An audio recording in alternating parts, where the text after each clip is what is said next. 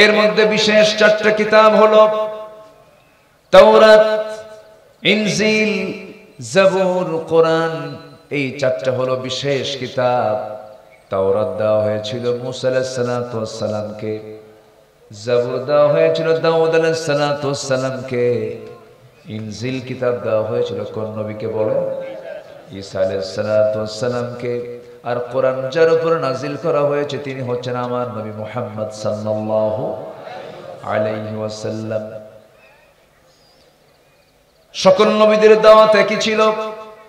সব নবীরা যে দাওয়াতটা দিয়েছেন মহান রব্বুল আলামিন সুন্দর করে বলছেন, ওয়ালাকাদ বাআসনা ফি কুল্লি উম্মাতির রাসূলান আন ইউবুদুল্লাহা ওয়াজতানিবুত তাগুত।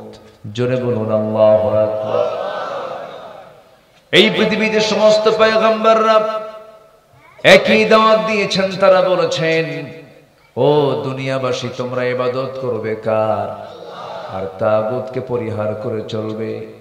সকল নবীর কালেমা একটাই ছিল, যে কালেমার ব্যাপারে মহান রব্বুল আলামিন নিজে বলেছেন, আলাম তারা কাইফা দারাবাল্লাহু মাসালান কালিমাতান তাইয়িবাতান কাশাজারাতিন তাইয়িবাহ أصلها ثابت وفرعها في السماء। জোরে বলুন আল্লাহু আকবার। কালেমা হলো মজবুত একটি বৃক্ষের মতো, যার শাখা প্রশাখা অনেক সুদূর পর্যন্ত বিস্তৃত, যার শেকড়গুলো সুগভীর পর্যন্ত বিস্তৃত। এই গাছ বলতে খেজুর গাছকে বোঝানো হয়েছে। হাজার ঝড়ে সমস্ত গাছগুলো পড়ে গেলেও খেজুর গাছ কখনো পড়ে যায় না, কারণ তার শেকড়টা দুর্বল না মজবুত? মজবুত। হাজারো ঝড় ঝাপটা আসুক না কেন, হাজারো মুসিবত আসুক না কেন, হাজারো হুমকি ধামকি আসুক না কেন, যে কালিমাকে লালন করবে, সেই কালিমা লালনকারী ব্যক্তি সকল ঝড় ঝাপটার মধ্যেও তার মুখ থেকে বের হয়ে যাবে। সে অনড় হয়ে থেকে সিদ্ধান্ত নেবে, তার মুখ থেকে বের করে ফেলবে, আশহাদু আল্লা ইলাহা ইল্লাল্লাহু ওয়াহদাহু লা শারীকা লাহু ওয়া আশহাদু আন্না মুহাম্মাদান আবদুহু ওয়া রাসূলুহু। এটা হচ্ছে কালিমা, এটা হচ্ছে স্বীকৃতি। সম্মানিত ভাইয়েরা, সম্মানিত বন্ধুগণ, সকল নবীদের দাওয়াতের একটাই সূত্র ছিল, সেটা হলো কোনো ইলাহা নাই কে ছাড়া। আসতে বলবেন না, কে ছাড়া? কোনো আইনদাতা নাই কে ছাড়া? কোনো বিধানদাতা নাই কে ছাড়া? কোন আইন চলবে না কার আইন ছাড়া? আল্লাহর আইন ছাড়া। পৃথিবীতে আইন দু প্রকার। পৃথিবীতে আইন কয় প্রকার? একটা হচ্ছে কার আইন, আসতে বলবেন না, কার আইন। আরেকটা হচ্ছে মানুষের তৈরি করা আইন, যা শয়তান ওদের কাছে ভর করেছে, আর মানুষ মনের মতো করে আইন বানিয়েছে। যেমন করে 16 বছর মন মতো আইন বানায়া জোর করে ক্ষমতায় ছিল, ঠিক কিনা? তাহলে মানুষ আইন তৈরি করলে সে আইনে কি কোনো বরকত থাকতে পারে? নিয়ামত থাকতে পারে না। তার বড় প্রমাণ আমরা 16 বছর পেয়েছি। ফেরাউন পৃথিবীতে বেঁচে ছিল হলো 1600 বছর, আর এরা ছিল হলো কত বছর? সংখ্যার যে মিল হলো কেমনে বুঝলাম না, ঠিক আছে না? সংখ্যার মিল আছে, কিন্তু ও তো ছিল পুরুষ আর এটা ছিল কি মহিলা। ওটা ছিল মেল ফেরাউন আর এটা ছিল হলো ফিমেল ফেরাউন। কম করেনি, বহু কিছু করেছে। কথা বলবো? কারো কোনো সমস্যা নাই তো? হ্যাঁ, সারা জীবন নির্ভয়ে বলেছি, জেলও খাটছে, মামলা হয়েছে। মামলা শুরু হয়েছে 98 সাল থেকে যখন তখন ওদের যা মনে হতো তাই করত। আল্লামা সাঈদীর মতো মানুষটাকে কেমনে মারল ওরা, চিন্তা করা যায়? ওরা দিনকে রাত করেছে, রাতকে দিন করেছে, যা মনে হয়েছে তাই তারা করেছে। সম্মানিত ভাইয়েরা, সম্মানিত বন্ধুগণ, কিন্তু একটা বিষয় খেয়াল রাখতে হবে, ঈমানদার কখনো হক পথ থেকে এক চুল পরিমাণ নড়তে পারে না। ঈমানদার সে তার পথে অনড় থাকবে। ঈমানদারের বক্তব্য কি হবে? আল্লাহ রাব্বুল আলামিন বলেন, ইয়া আইয়ুহাল্লাযীনা আমানু তাকুল্লাহা ওয়া কুলু কাওলান সাদীদা ইউসলিহ লাকুম আ'মালাকুম ওয়া ইয়াগফির লাকুম যুনুবাকুম ওয়া মান ইউতি'ইল্লাহা ওয়া রাসূলাহু ফাকাদ ফাযা ফাওজান আযীমা। জোরে বলুন আল্লাহু আকবার। প্রকৃত মুমিন তো তারাই, ঈমানদাররা। আল্লাহ রাব্বুল আলামিন হুকুম দিচ্ছেন, তোমরা আল্লাহকে ভয় করো এবং তোমরা সোজা সাপটা কথা বলো, সত্য কথা বলো। আর যারা সত্য কথা বলবে, আল্লাহ রাব্বুল আলামিন বলছেন, আমি তার জিন্দেগীর সমস্ত আমলগুলোকে সংশোধন করে দিয়া আমি তাকে মহা সাফল্যে সাফল্যবান করব। জোরে বলি সুবহানাল্লাহ।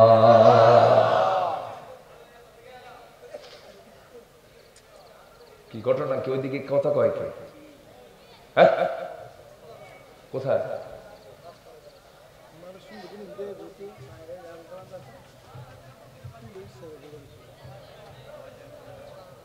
এটা তো চরম বেকায়দা দেখতেছে। এই যে আমি কি আলোচনা শেষ করে দেব? তো এই যে ওঠে কেন, সমস্যা কি? হ্যাঁ, অসুবিধা, কষ্ট হচ্ছে আপনাদের? আলোচনা চালাবো? জোরে বলি ইনশাআল্লাহ। আর জোরে বলি ইনশাআল্লাহ। সম্মানিত বন্ধুগণ, একটু মনোযোগ দিয়ে আমরা কথাগুলো শুনি। আমি আলোচনার সূচনায় সূরাতুল হুজুরাত থেকে শেষ দিকের আমি কয়েকটা আয়াত আমি তেলাওয়াত করেছি। সেই আয়াতগুলোকে সামনে রেখে আমি কিছু কথা বলতে চাচ্ছি। আল্লাহ রাব্বুল আলামিন যেন আমাদের শেষ অবধি, শেষ পর্যন্ত থেকে আমলের নিয়তে শোনার তৌফিক দান করেন। জোরে বলি আমিন। আচ্ছা, আমরা বিভিন্ন বইয়ে ক্লাসে পড়েছি, কাল হলো তিনটা। কাল কয়টা? একটা চলে গেছে, ওটার নাম কি? অতীত। চলতেছে আর সামনে চলবে ভবিষ্যৎ। তাহলে পাস্ট, প্রেজেন্ট এন্ড ফিউচার, এই তিনটা কাল আমরা জানি। কিন্তু আচ্ছা বলুন তো, আসলে তিনটা কালই কাল না একটা দুনিয়াতে আছে ইহকাল, আর মরে গেলে কি? মরে গেলে পরকাল। তাহলে কাল কয়টা হলো? দুইটা। কিন্তু আমরা বানাইছি কয়টা? তিনটা। কাল কিন্তু মূলত দুইটা। একটা হলো দুনিয়া, আরেকটা হলো আখিরাত। আমরা দুনিয়া চাই না, আখিরাত চাই।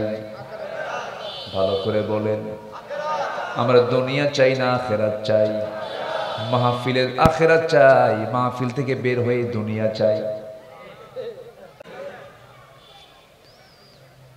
কিন্তু আল্লাহ রাব্বুল আলামিন বান্দাকে চাওয়ার জন্য দুনিয়াও চাইতে বলেছেন, আবার আখিরাতও চাইতে বলেছেন। মহান রব্বুল আলামিন সুন্দর করে বলছেন, যারা পারেন সুন্দর করে ঠোঁট মিলে আমার সঙ্গে বলুন, রব্বানা আতিনা ফিদ দুনিয়া হাসানাতাও ওয়া ফিল আখিরাতি হাসানাতাও ওয়া কিনা আযাবান নার ওয়াজআলনাল জান্নাতা মা'আল আবরার।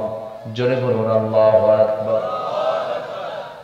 আয় আল্লাহ, তুমি আমাকে দুনিয়ার হাসানা দিয়ে দাও, আখিরাতের হাসানা দিয়ে দাও আল্লাহ, তুমি জাহান্নাম থেকে আমাকে বাঁচাও।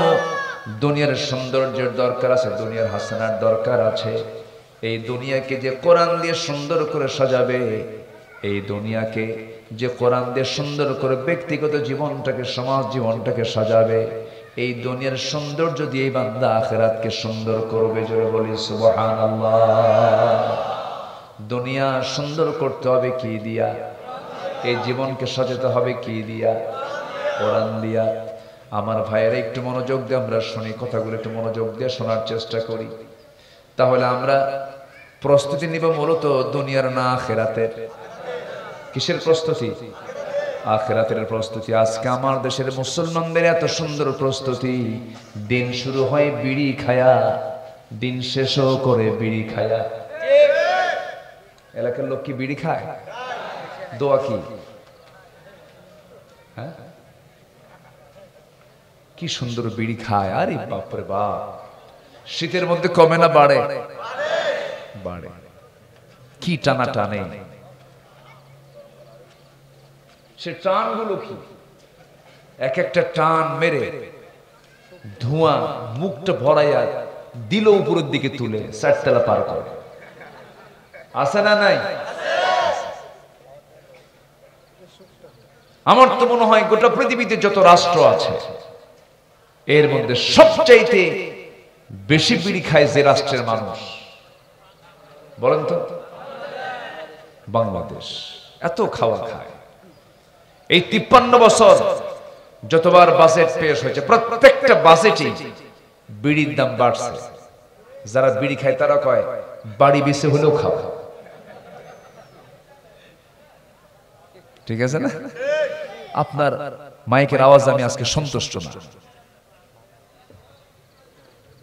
মাইকের আওয়াজ আমার কানে ভালো লাগতেছে না।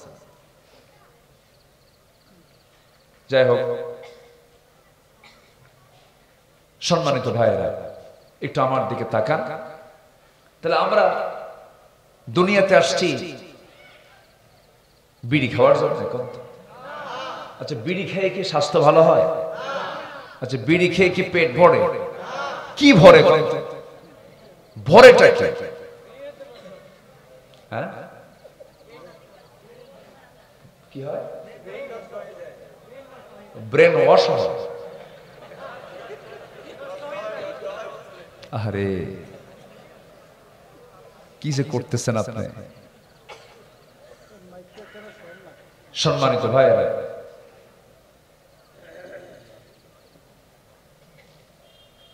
এরপরে এদিকে তো আবার দানা আছে। দানা দানা আছে কিনা? ভালো, ওটারও বরকত আছে। আল্লাহ, তুমি সকল নেশা থেকে জাতিকে হেফাজত করো। জোরে বলি আমিন। সম্মানিত ভাইয়েরা, প্রিপারেশন অফ আখিরাত, আখিরাতের প্রস্তুতি আমাকে আপনাকে নিতে হবে। দুনিয়া ছেড়ে আমিও যাব, আপনিও যাবেন। কেউ বাঁচার জন্য আসেনি। তো প্রস্তুতির জন্য আমাদের কিছু কাজ করতে হবে। মোটামুটি আজকে আমরা আখিরাতের প্রস্তুতির জন্য 15টা কাজ শিখে যাব। কয়টা কাজ বলেন তো? 15টা আমল আমরা শিখে যাব। একটু জিকির করি লা ইলাহা। কি করতেছেন আপনি এগুলো? কোন আওয়াজ নাই তো? আমার কানে কেমন করে বাজে, কি হয়?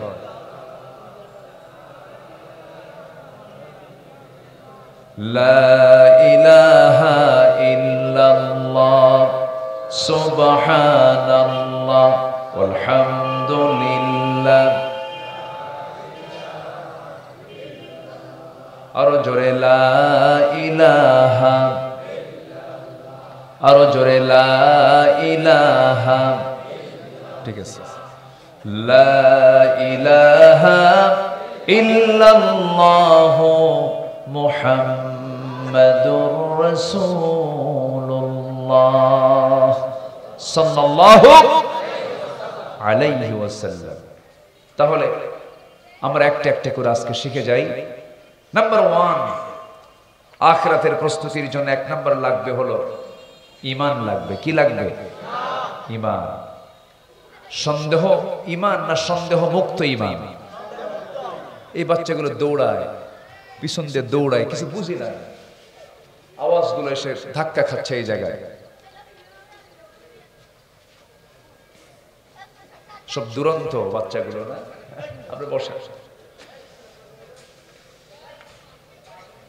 এক নাম্বার আনতে হবে ঈমান। কি আনতে হবে বলেন তো? ঈমান। সেটা কি সন্দেহ নিয়ে না সন্দেহ মুক্ত? সন্দেহ মুক্ত। সন্দেহ মুক্ত ঈমান আনতে হবে। আল্লাহ রাব্বুল আলামিন বলেন, ইন্নামাল মুমিনুনা আল্লাযীনা আমানু বিল্লাহি ওয়া রাসূলিহি সুম্মা লাম ইয়ারতাবু ওয়া জাহাদু বিআমওয়ালিহিম ওয়া আনফুসিহিম ফি সাবিলিল্লাহ উলাইকা হুমুস সাদিকুন। জোরে বলুন আল্লাহু আকবার। এক নম্বর কাজ হলো সন্দেহ মুক্ত ঈমান আনতে হবে, ফ্রেশ ঈমান আনতে হবে, যে ঈমানের মধ্যে কোনো সন্দেহ থাকবে না। সন্দেহ মুক্ত ঈমান আনার জন্য সবচেয়ে বড় শর্ত হলো সেই বান্দার ভিতরে থাকতে হবে কিসের জ্ঞান? কোরআনের জ্ঞান থাকতে হবে। এখানে যারা বসে আছেন প্রত্যেকের পরিচয় কিন্তু আমরা মুসলমান। আমরা কি বলেন? মুসলমান। নামাজ পড়তে কি লাগে? লাগে কিনা বলেন? লাগে। জীবনের শ্রেষ্ঠ ইবাদত হলো নামাজ। সেই নামাজের জন্য ঈমান, নামাজের জন্য কোরআনটা লাগে। আজকে স্বাধীনতার 53 বছর চলে। শিক্ষা মন্ত্রণালয় ছিল। এই 53 বছর এই দেশ শাসন করেছে অনেকেই। এই 53 বছরের শিক্ষা মন্ত্রণালয়, এডুকেশন মিনিস্ট্রি ছিল, স্কুল ছিল, কলেজ ছিল, মাদ্রাসা, সবকিছু ছিল। এই 53 বছর আমরা শিক্ষার মধ্য দিয়ে জাতীয়ভাবে কি উপকার পেয়েছি তার একটা ছোট্ট একটা উদাহরণ দেব আমি। এই জায়গায় যারা বসে আছেন সবার জন্য নামাজ পড়া কি? আরো জোরে বলেন। নামাজটা সুন্দর করার জন্য কোরআন শেখাও কি? ফরজ। কিন্তু আমি যদি প্রশ্ন করে এই জায়গায় যারা বসে আছেন কোরআনটা সহি করে পড়তে পারেন, সবার কি হাত উঠবে নাকি? কেন উঠবে না? কি জন্য উঠবে না? অবশ্যই তো হাত ওঠার কথা ছিল। 18 কোটি মুসলমান, আমার দেশে 18 কোটি মুসলমান যাদের উপরে নামাজ ফরজ, কোরআন সহি করে না পড়লে পরে কোরআন তাকে নিজে লানত দিয়ে দেয়। অথচ এই জাতি 53 বছর ধরে স্বাধীন হয়েছে, কিন্তু আজ পর্যন্ত কোরআনটা সহি করে পড়তে পারল না। আমি প্রথমত নিজে ব্যক্তিগতভাবে নিজেকে দোষী করব, ঠিক আছে, দোষী আমরা নিজেরাই শিখি নাই, ভালো কথা। কিন্তু আমার বন্ধুগণ, আজকে যদি সঠিক শিক্ষা ব্যবস্থা যদি থাকতো অবশ্যই প্রত্যেকের কোরআন শেখা হয়ে যেত। মাস্টার্স পাস, বিসিএস ক্যাডার, বড় বড় ডাক্তার, বড় বড় অফিসার, বড় বড় ইঞ্জিনিয়ার এতগুলো জ্ঞান অর্জন করতে পেরেছে, কিন্তু অন্তত নামাজ পড়ার জন্য ন্যূনতম কোরআন শেখাটা পর্যন্ত তারা শিখতে পারে নাই। সমস্যা হলো শিক্ষার ত্রুটি। জি,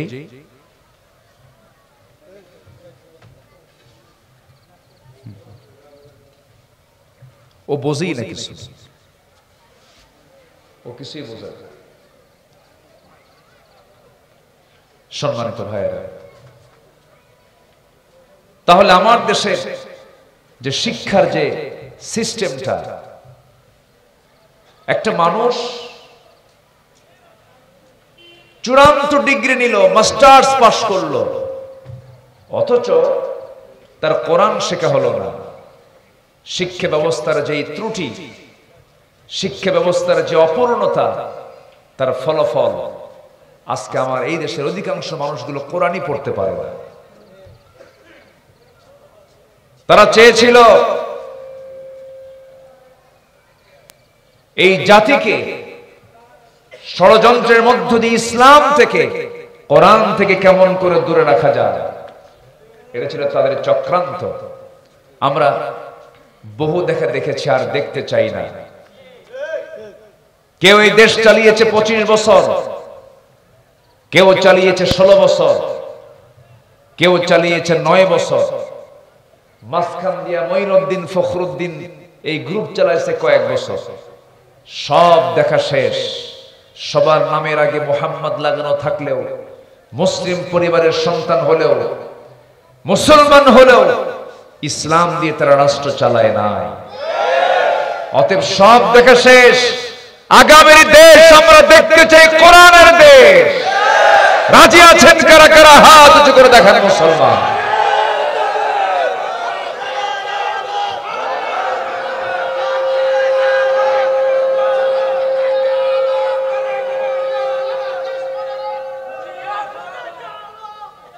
আল্লাহ কবুল করুন। জোরে বলি আমিন, আরো জোরে আমিন। সম্মানিত ভাইয়েরা, সম্মানিত বন্ধুগণ,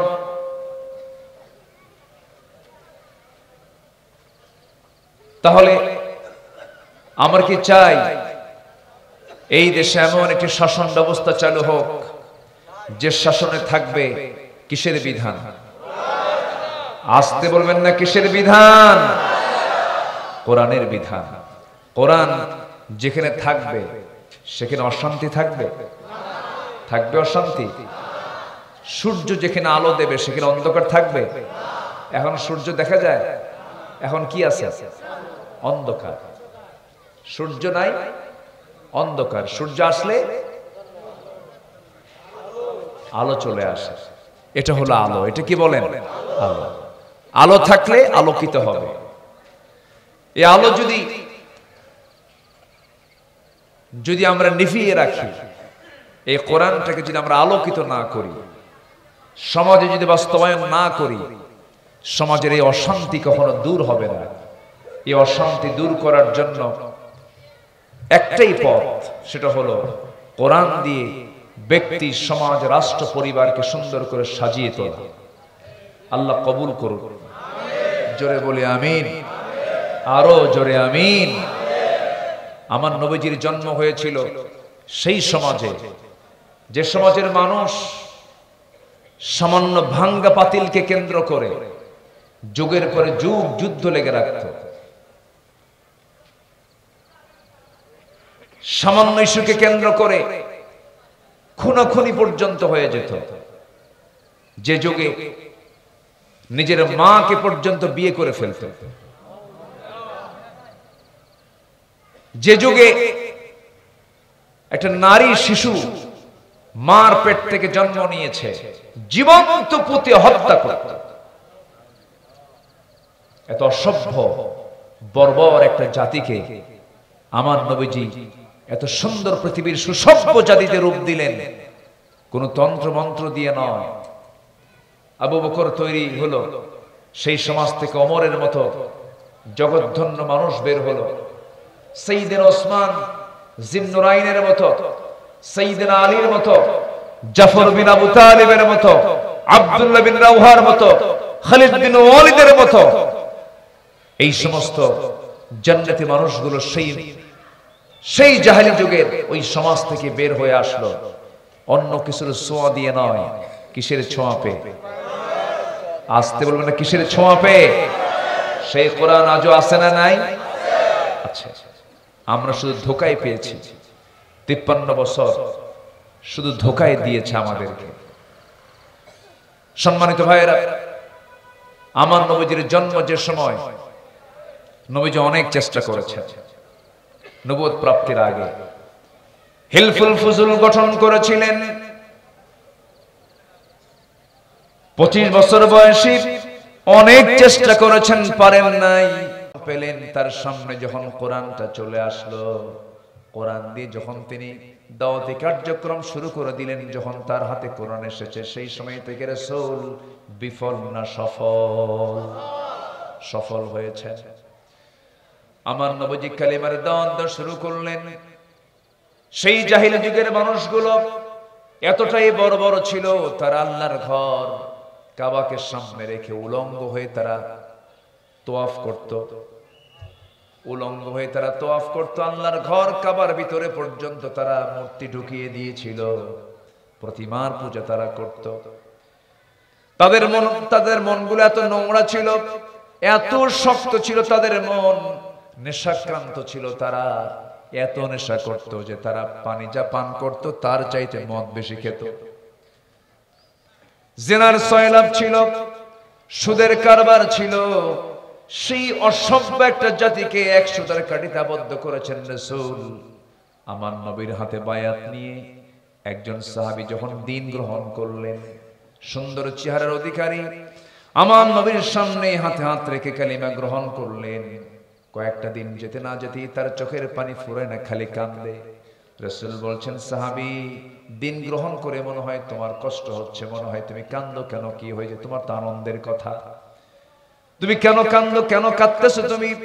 সাহাবী বলছেন, ইয়া রাসূলুল্লাহ, আমি দ্বীন গ্রহণ করেছি, আমি ভাগ্যবান একজন মানুষ, সঠিক দ্বীন পেয়েছি, আমি জীবন চলার পথ, আমি ইসলাম পেয়েছি। কিন্তু আমার এই যে বারবার আমার চোখে পানি আপনি লক্ষ্য করতেছেন, আমি কাঁদতেছি আমার জন্য নয়, দ্বীন গ্রহণের জন্য নয়, আমি কাঁদতেছি, আমি জীবনে এমন একটা বড় অপরাধ করে ফেলেছি জাহিলি যুগে, আমার জীবনের সকল গুনাহ মাফ হলো, আমার ধারণা বুঝো এই গুনাহটা আমার মাফ হবে না, মনে হয় আমি মাফ পাবো না। আমার নবীজি বলেন, সাহাবী কি করেছো বলো? আমার নবীজি যখন এমন প্রশ্ন করলেন, বললেন, সাহাবী আসো, আমাকে একটু বলো তো তুমি কি দোষটা করেছো? হুজুর, আমি আমার জীবনের সবচেয়ে বড় মারাত্মক একটা অপরাধ করেছি, তা হলো আমি খুন করেছি। কাকে খুন করেছো? পৃথিবীর কোনো ব্যক্তিকে আমি খুন করি নাই, আমি আমার নিজের কন্যা সন্তানকে নিজের হাতে খুন করেছি। আমার নবীজি বললেন, সাহাবী, বহুবার শুনেছি, বহুবার এই কথা আমার কানে এসেছে, তোমার মুখ থেকে একটু শুনতে চাই, তুমি কেমন করে মারলে বলো।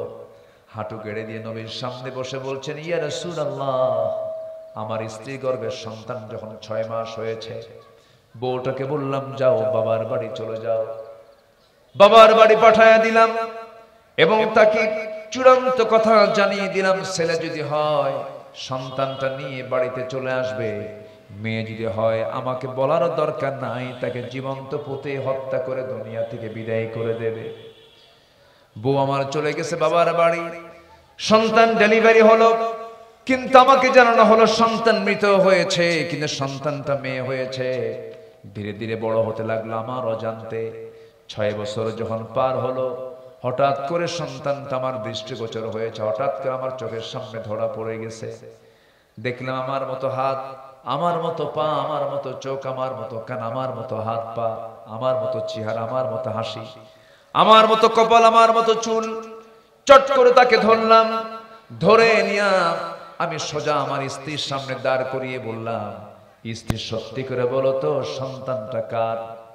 আমার স্ত্রী এবার চোখের পানি ফেলতে ফেলতে বলছে, স্বামী আমার, তথ্য কতক্ষণ গোপন করব, এই সন্তানটা আজ থেকে 6 বছর পূর্বে আমাদের ঔরস থেকে এসেছে, আপনাকে জানাই নাই, আপনি তাকে মেরে ফেলবেন, অজান্তে সন্তানটাকে আমি বড় করেছি। ইয়া রাসূলুল্লাহ, এই কথা শোনা মাত্র আমি ভিতরে ভিতরে দারুণ খেপে গেলাম, রেগে গেলাম, বউটাকে বুঝতে দিলাম না, কিচ্ছু বলতে দিলাম না, নীরব ভাবে আমি খেপে গেলাম, নীরব ঘাতকের ভূমিকা পালন করলাম, অভিনয় শুরু করে বললাম, আমার স্ত্রী সন্তানটা যেহেতু বড় হয়েছে আমার খুব ভালো লাগতেছে, সন্তানটাকে কোলের মধ্যে নিলাম হুজুর, সন্তানকে কোলের মধ্যে আদর করলাম, স্নেহ দিলাম, ভালোবাসা দিলাম, কপালের চুম্বনকে দিলাম। এবার মেয়েটা তার মাকে বলছে, মা, তুমি বলেছো তোমার বাবা ভালো মানুষ না, তোমাকে মেরে ফেলবে, আমার বাবা তো অনেক ভালো মানুষ, আমাকে আদর করে। এবার বললাম, শোনো আমার মেয়ের মা, তোমার মেয়েটাকে সুন্দর করে সাজিয়ে দাও, গুছিয়ে দাও, ওকে ওর নানির বাড়িতে নিয়ে যাব। মেয়ে আমার দারুণ খুশি, আমার কথায় দারুণ খুশি হয়ে আমাকে এসে চুমা খায়, আমাকে এসে আদর করে। মেয়েটাকে সুন্দর করে সাজিয়ে দিল, গুছিয়ে দিল, কিন্তু আমার মেয়ে তো জানে না আমি কত বড় পাষাণ বাপ। মেয়েটাকে নিয়ে রওনা করলাম, নানির বাড়ির দিকে রওনা না দিয়া জঙ্গলের দিকে রওনা করলাম। মেয়েটার মুখ ছোট হয়ে গেল, মেয়েটা বলছে, বাবা জঙ্গলের দিকে যাও কেন? কিচ্ছু বললাম না। জঙ্গলটা পার হয়ে গেলাম, ঠিক দুপুর বেলা কোদাল হাতে নিয়ে গর্ত খনন শুরু করে দিলাম। গর্ত খনন যখন শুরু করে দিলাম, ঠিক দুপুর বেলা গর্ত খনন করতেছি, মেয়েটা বারবার বলে, বাবা গর্ত খনন কেন করো, কি হয়েছে তোমার, তুমি কি করবে গর্ত খনন করে? কিচ্ছু বললাম না। যখন কোদাল মারি, সিটকেস আমার দাড়ির মধ্যে মাটিগুলো ঢুকে যায়। হুজুর, আমার সেই ছোট্ট মেয়েটা তার ছোট্ট হাত দিয়া খিলাল করে করে আমার সেই দাড়ির ভিতরের ময়লাগুলো সাফ করে দেয়। আর বলে, বাবা গর্ত খনন কেন করছো? কিচ্ছু বললাম না।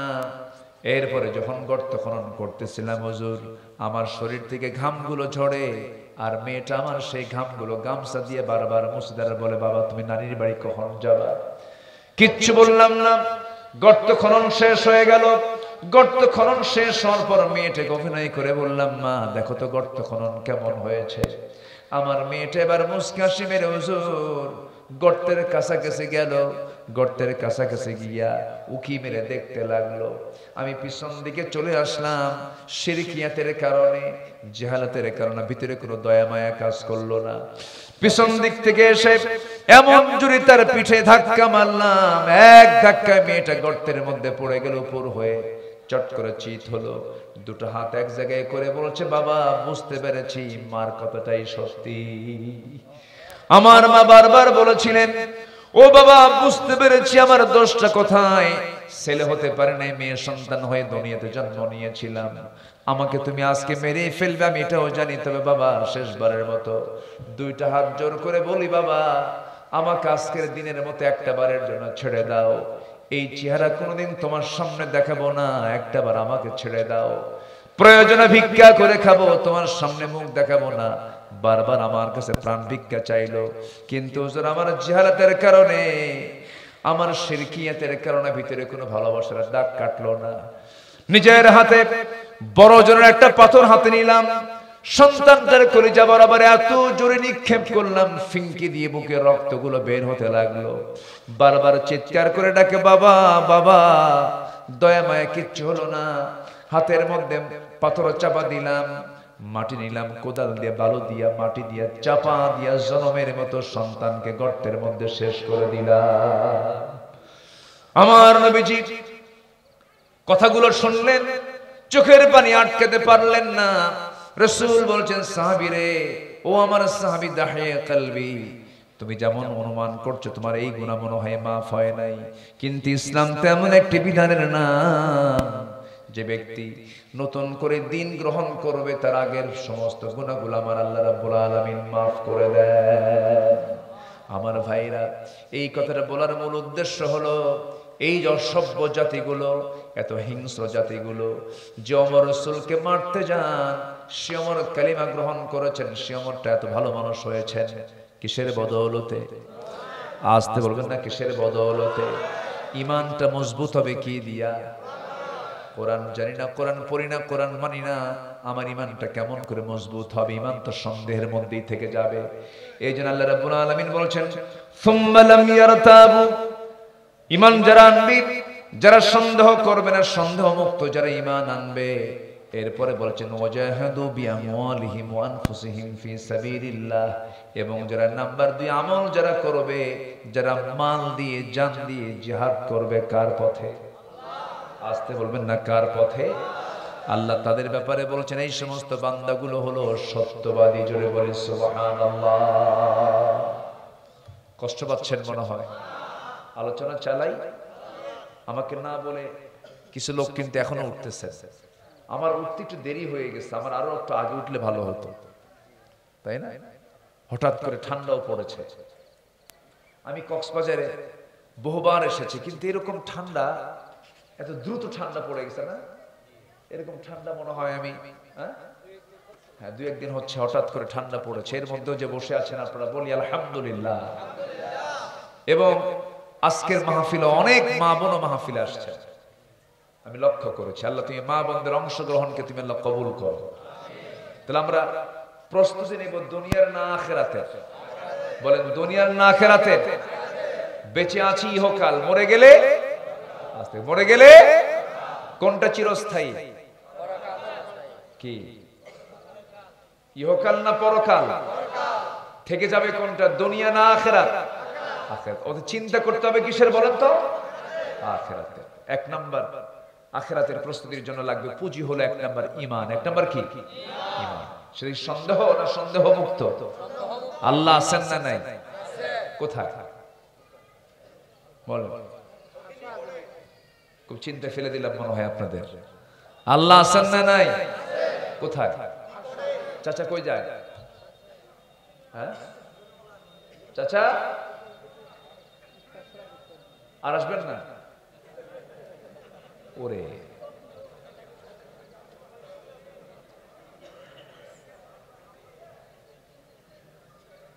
দোয়া করে দেব। ও আচ্ছা জি, খুব ভালো। আপনারা বলি আলহামদুলিল্লাহ। এর আগেও এসেছিলাম একবার, মনে আছে আপনাদের? মনে আছে? আলহামদুলিল্লাহ, অনেক সুন্দর মানুষ আপনারা। সম্মানিত ভাইয়েরা, ঈমান তো এমন একটা বিষয়ের নাম, ঈমান আছে আখিরাতের দাম আছে, ঈমান নাই কোনো দাম নাই। আমার বন্ধুগণ, ঈমান যদি না থাকে সেই লোকটা সম্পূর্ণ মূল্যহীন, আল্লাহর কাছে কোনো দাম নাই। চেহারা দিয়া বংশ দিয়া কোনো লাভ হবে না। আমার আল্লাহর সামনে গেলে চেহারা দরকার, বংশ দরকার না, ঈমান দরকার। ঈমান দরকার। ঈমান নিয়ে আমরা আল্লাহর সামনে হাজির হব। আল্লাহ রাব্বুল আলামিন বলেন, কি সুন্দর করে বলছেন, ফামান কানা ইয়ারজু লিকা রাব্বিহি ফালইআমাল আমালান সালিহান ওয়া লা ইউশরিক বিইবাদাতি রাব্বিহি আহাদা। জোরে বলুন আল্লাহু আকবার। বান্দা, তুমি যদি আমার সঙ্গে সাক্ষাৎ করতে চাও, শর্ত হলো শিরক মুক্ত হয়ে আসো, নেক আমল করে আমার সামনে আসো, আমি তোমাকে পছন্দ করে তোমাকে সুন্দর জান্নাতে ঢুকায় দেব। জোরে বলি সুবহানাল্লাহ। মজবুত ঈমান আমাকে আপনাকে আনতে হবে, ফ্রেশ ঈমান আনতে হবে, যে ঈমানের মধ্যে কোনো শিরক থাকবে না। কিন্তু আমার দেশে এমন ঈমানদার আছে, নামাজের কোনো খবর নাই, মাজার দেখলে সেজদা মারে। আছে কিনা? মাজার দেখলে কি মারে? সেজদা মারে।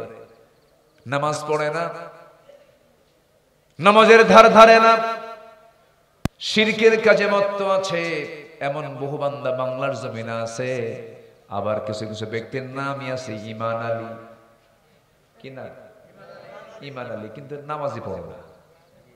নাম হলো রমজান আলী, রমজান মাসে দুপুর বেলা ভাত খায়। নাম হলো আতর আলী, পকেটে গাজার গন্ধ আছে না নাই? নাম হলো হিম্মত আলী, সাইকেলের চাকা ৫২ সিট হয়ে পড়ে।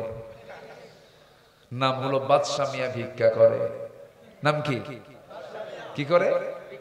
ভিক্ষা করে। নাম হলো খোকা মিয়া, বয়স হলো ৮০ বছর। ও কি আছে? খোকা। ৮০ বছরও কি ওর বুড়া হলো না। নাম দিয়ে কি করবেন? আল্লাহর দরবারে নাম দিয়ে জান্নাত পাওয়া যাবে না, বংশগত পরিচয় দিয়ে জান্নাত পাওয়া যাবে না। বংশগত পরিচয় দিয়ে যদি জান্নাত পাওয়া যেত, আবু জেহেল যে বংশের মানুষ, আমার নবীও সে বংশের মানুষ। আমার নবীর আপন চাচা আবু তালেব নবীর পক্ষে সারা জীবন কাজ করেছেন, জেল পর্যন্ত কেটেছেন, কত কষ্ট নবীর জন্য করেছেন, কিন্তু সে আবু তালেব শেষ পর্যন্ত জান্নাতি না জাহান্নামী। কি নাই? আসতে বলবেন না, কি নাই? ঈমানটা নাই। আমার ভাইরা, আমার বন্ধুগণ, সবচেয়ে বড় দৌলত হলো ঈমান। ঈমানটাকে লালন করতে হবে, ঈমানটাকে মজবুত করতে হবে। আখিরাতের প্রস্তুতির জন্য ঈমানটা সবার আগে পূর্ব শর্ত। আমার ভাইরা, বংশগত পরিচয় দিয়ে যদি জান্নাত পাওয়া যেত, ইব্রাহিম আলাইহিস সালাম তার বাবা ছিল একজন মুশরিক। নবীর বাপ হওয়ার পরও সে জান্নাত পাবে না, কারণ তার মধ্যে কি নাই? আবার নবীর সন্তান নূহ আলাইহিস সালামের ছেলে ছিল কেনান। ঈমান আছে নাকি? ঈমান নাই। বাবা নবী হলেও কি হবে? সন্তান ঈমান নাই, বাবা দিয়ে জান্নাত পাওয়ার কোনো সুযোগ নাই। কিন্তু আমার দেশের কিছু কিছু অজ্ঞ মূর্খ লোক আছে বলে আমি অমক পীরের মুরিদ, নামাজ দরকার নাই, পীরের ঠ্যাং ধরে জান্নাত পার হয়ে জাহান্নামে যাব। আছে কি না? আরে পোড়া কপাল এগুলো। আমার বন্ধুগণ, আল্লাহ রাব্বুল আলামিন যে আয়াত থেকে আমি তেলাওয়াত দিয়ে শুরু করেছি, এই আয়াতে দুইটা হুকুম এসেছে আখিরাতের প্রস্তুতির জন্য। ওরে এটা কে দিল?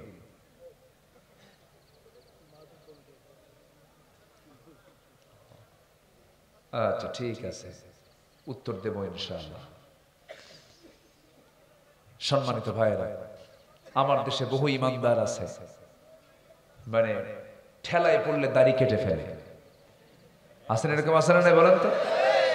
একটা আলোচিত দাড়ি কাটা ব্যক্তি, আমরা সবাই নাম শুনেছি, নামটা খুব সুন্দর, দরবেশ। এখন দরবেশ নামে তাকে চেনে বেশি সবাই। হাজার হাজার কোটি টাকার মালিক, সম্পত্তির পাহাড় গড়েছিল, ব্যাংক লুটপাট করেছিল, শেয়ার বাজার হলমার্ক সহ সব নিয়েছিল, লাভ হলো না।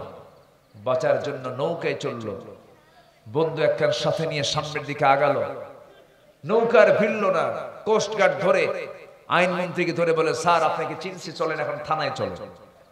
আইনমন্ত্রী কয়, আমি কি একা আসছি এখানে? আমি তো জামাতের সাথে আসছি। কিসের সাথে?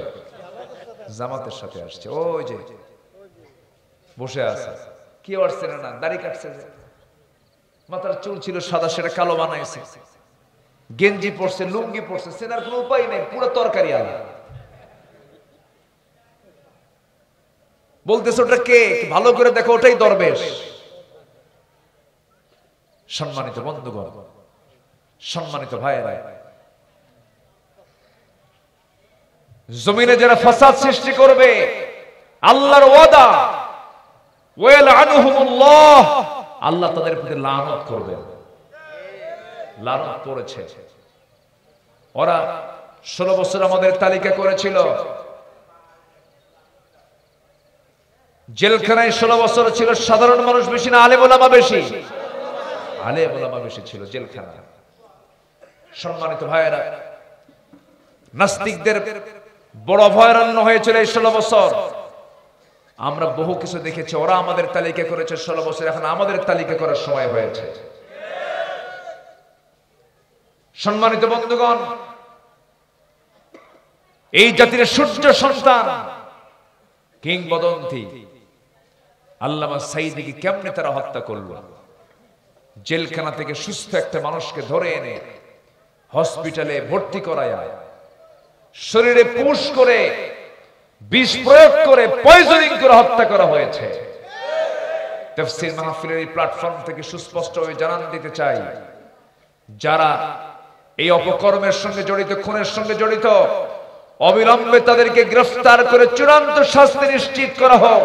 কারা কারা চান দুহাত উঁচু করে দেখান মুসলমান।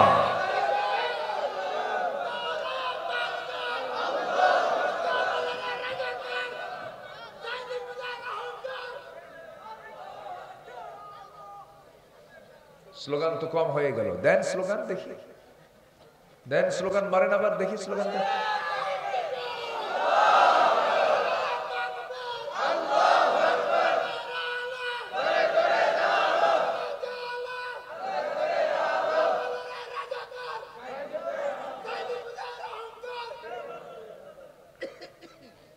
এই জমিনে বাতিলদের বিচার অবশ্যই হবে। জোরে বলি ইনশাআল্লাহ, বলি ইনশাআল্লাহ। সম্মানিত বন্ধুগণ, ঈমান এবং এই আয়াতের ভিতর আরেকটা আমল, সেটা হলো জিহাদ করতে হবে। কার পথে? আসতে বলবেন না, কার পথে? জিহাদ কার হুকুম? আসতে বলবেন না, জিহাদ কার হুকুম? আল্লাহর হুকুম। জান এবং মাল দিয়ে। এখানে আল্লাহ তাআলা আগে মাল চেয়েছেন, কারণ মালের মহব্বত থাকলে জান দেবে না। আগে মাল দাও, মালের মহব্বত কমলে তো তুমি জান দিতে পারবে। মাল দাও, এরপরে জান দাও। আবার আরেক জায়গায়, ইন্নাল্লাহ ইশতারা মিনাল মুমিনিনা আনফুসাহুম ওয়া আমওয়ালাহুম বিআন্না লাহুমুল জান্নাহ। ওখানে আবার জানের কথা আগে বলেছে। সম্মানিত বন্ধুগণ, জিহাদের গুরুত্ব ইসলামে আছে না নাই? এই যে আমার আপনার সন্তানরা, ছাত্ররা যে বৈষম্য বিরোধী যে আন্দোলনটা করলো, এটা কি সংগ্রাম নয়? আসতে বলে, সংগ্রাম নয়? এই চেষ্টার আরবি কি? জিহাদ। বলেন, চেষ্টার আরবি কি? জিহাদ। এই সংগ্রাম তারা করেছে জুলুম থেকে বাঁচার জন্য। মুখে দাড়ি নিয়ে রাস্তায় চলা মুশকিল, কি বিপদ! মুখে দাড়ি সন্দেহ করে তাকে ধরে নিয়ে থানায় জঙ্গি মামলা দিয়েছে এরা। কি পরিমাণ অত্যাচার গুলো চলেছে 16 বছর। সম্মানিত ভাইয়েরা, সংগ্রাম করতে হবে, জিহাদি তামান্না লালন করতে হবে অন্যায়কে দূর করার জন্য। কার পথে? আল্লাহর পথে। আমার নবীজি শুধু ডাক দিয়েছেন, ডাক দিতে দেরি হয়েছে, যেতে দেরি হয়নি। কোন একটা যুদ্ধের কথা আমার মনে হলো এখন। সেই যুদ্ধটা ছিল হলো একটি কঠিন যুদ্ধ, যে যুদ্ধে রাসূল নিজে যেতে পারেননি মুনাফিকদের কারণে। মদিনার মুনাফিকরা তখন খুব সক্রিয় ছিল, ইহুদিদের সঙ্গে তাদের যোগসাজশ ছিল। রাসূল মদিনা থেকে বের হলেই তারা বড় ধরনের একটা ষড়যন্ত্র করে ফেলবে। রাসূল বললেন, আমি যুদ্ধে যেতে পারবো না। কারা কারা আছো? সামনে যুদ্ধের ময়দানে যেতে হবে, কারা কারা আছো যাবে?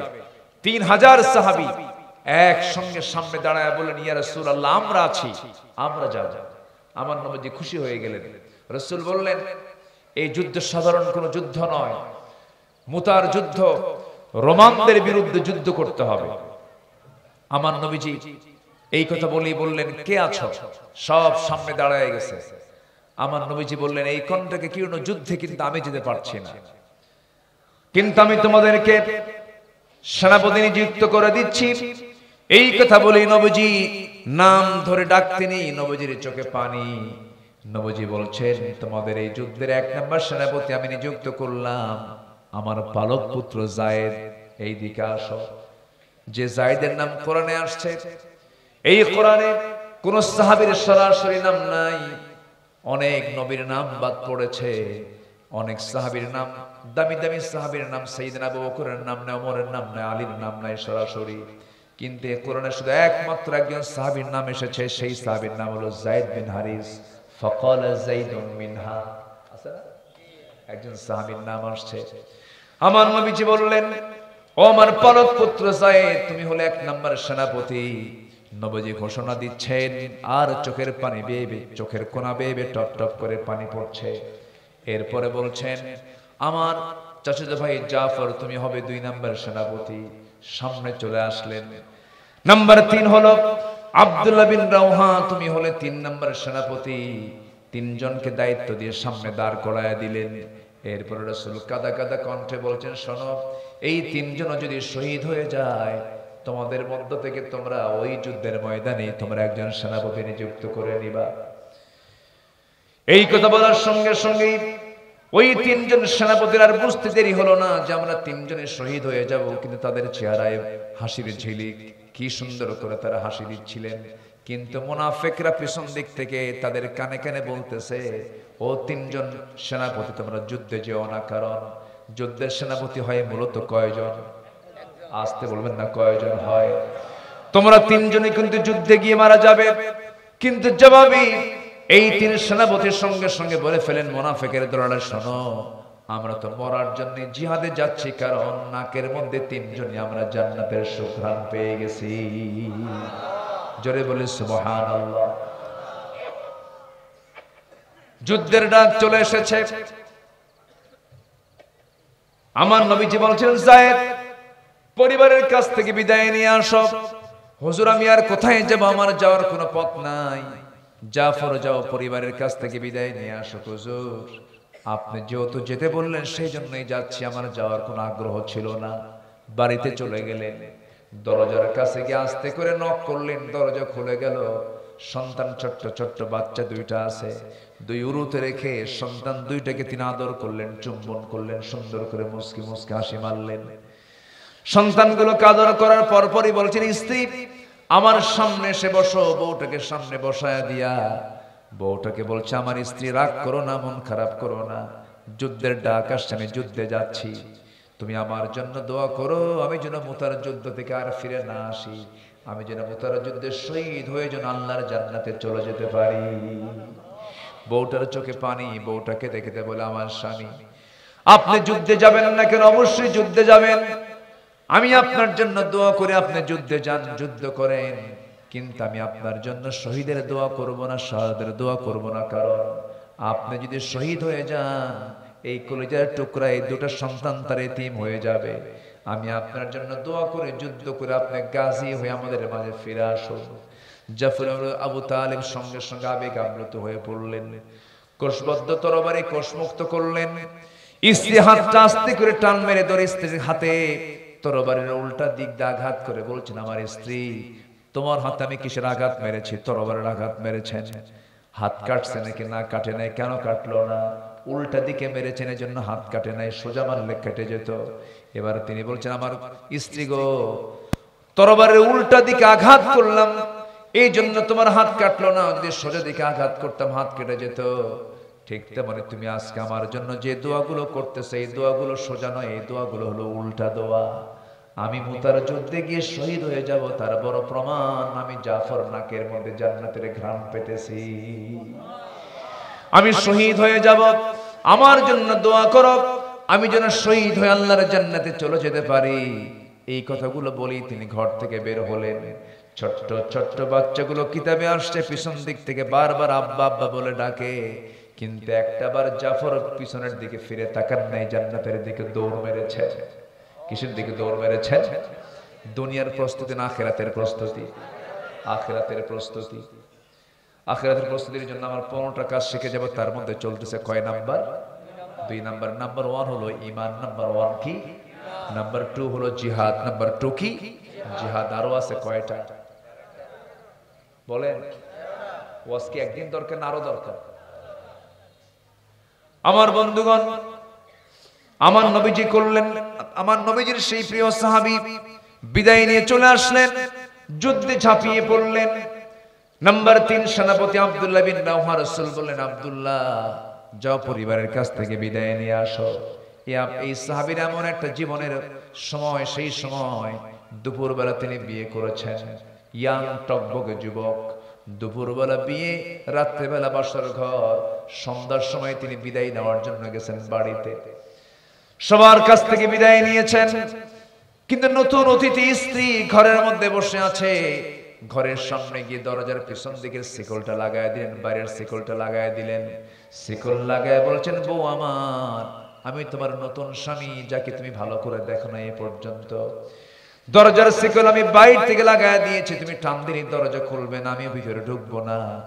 ভিতরে ঢুকলে দেরি হয়ে যাবে, আমাকে বিদায় দিয়ে দাও। একদিনের জন্য নয়, চিরদিনের জন্য তুমি আমার বিদায় দিয়ে দাও।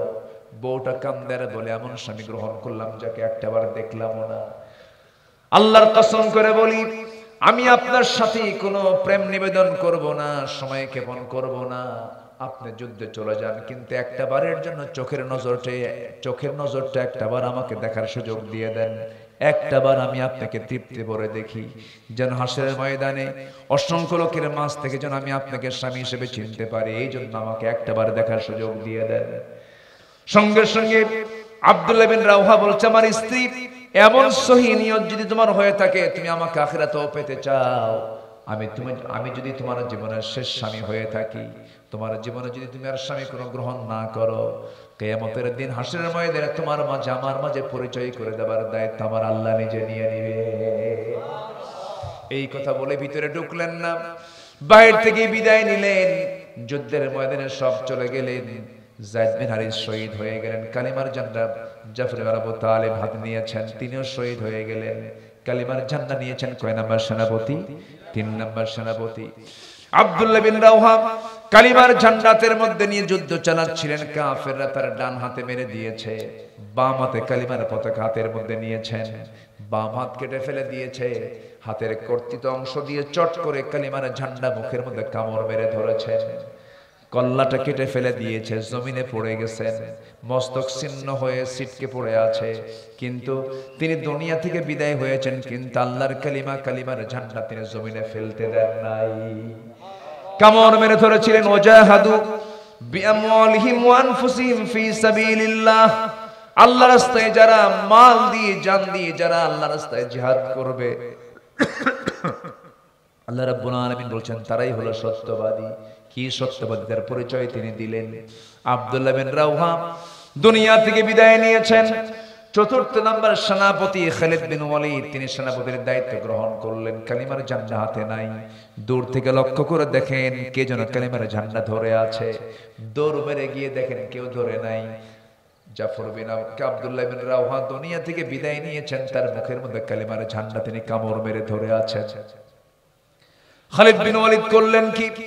সঙ্গে সঙ্গে খালিদ বিন ওয়ালিদ করলেন কি? আব্দুল্লাহ বিন রাওহার মাথার কাছে এসে কালিমার ঝান্ডা তুলে দিয়েছেন, কিন্তু এমন শক্ত করে কামড় মেরে ধরেছেন কালিমার ঝান্ডা মুখ থেকে বের হয় না। কানের মধ্যে মুখ ঢুকায়া বলছে, ভাই আমার, আমি হলাম মুতার যুদ্ধের পরবর্তী চতুর্থ নাম্বার সেনাপতি। মুখটা ফাঁকা হয়ে গেল। কালিমার ঝান্ডা নিয়ে আবার যুদ্ধ শুরু করে দিলেন। কিতাবের মধ্যে আসছে 1 লক্ষ সৈন্যকে মোকাবেলা করার জন্য খালিদ বিন ওয়ালিদ মাত্র ছিল তারা 3000। কয় হাজার বলে? 1 লক্ষ অস্ত্র শস্ত্রে সজ্জিত রোমান বাহিনীকে পরাজিত করার জন্য 3000 সাহাবী নিয়ে খালিদ বিন ওয়ালিদ যখন যুদ্ধ শুরু করে দিলেন, কিতাবের মধ্যে আসে, ইতিহাসবিদরা বলছেন খালিদ বিন ওয়ালিদ সেই যুদ্ধে তিনি একাই শুধু একটা নয়, দুইটা নয়, 8টা তরবারি ভেঙে চুরমার করেছিলেন। মুসলমানদের বিজয় হয়েছিল সেই যুদ্ধে। এখন বলুন তো, মুসলমানরা 1 লক্ষ সৈন্যকে পরাজিত করে যে বিজয়টা এনেছিল, সেই বিজয়টা সংখ্যার কারণে হয়েছে, অস্ত্রের কারণে হয়েছে, না ঈমানের কারণে হয়েছে? আসতে বলবেন না কিসের কারণে হয়েছে বলেন? ঈমানের কারণে। এই জন্য ঈমান আনলে পরে, ঈমানটা মজবুত হলে সব সফলতা দিয়ে দিবেন কে? আসতে বলেন, সব সফলতা দিয়ে দিবেন কে? আল্লাহ তাআলা দিয়ে দিবেন। আমার বন্ধুগণ, মুসলমানদের বিজয় হয়ে গেল। নবীর সামনে দাঁড়ায় গেছেন। নবীর সামনে দাঁড়িয়ে গিয়ে, আমার নবীর সামনে গিয়ে যখন খালিদ বিন ওয়ালিদ যখন দাঁড়ায় গেছেন, দাঁড়িয়ে যখন নবীর সামনে দাঁড়িয়ে আছেন, আমার নবজি তো 3 সেনাপতিকে হারিয়েছেন। খালিদ বিন ওয়ালিদকে কিচ্ছু বললেন না। তার মনটা শোকাহত, কলিজার টুকরা যায়েদ শহীদ হয়ে গেছে। প্রাণ প্রিয় চাচাতো ভাই জাফর বিন আবু তালেব শহীদ হয়ে গেছে।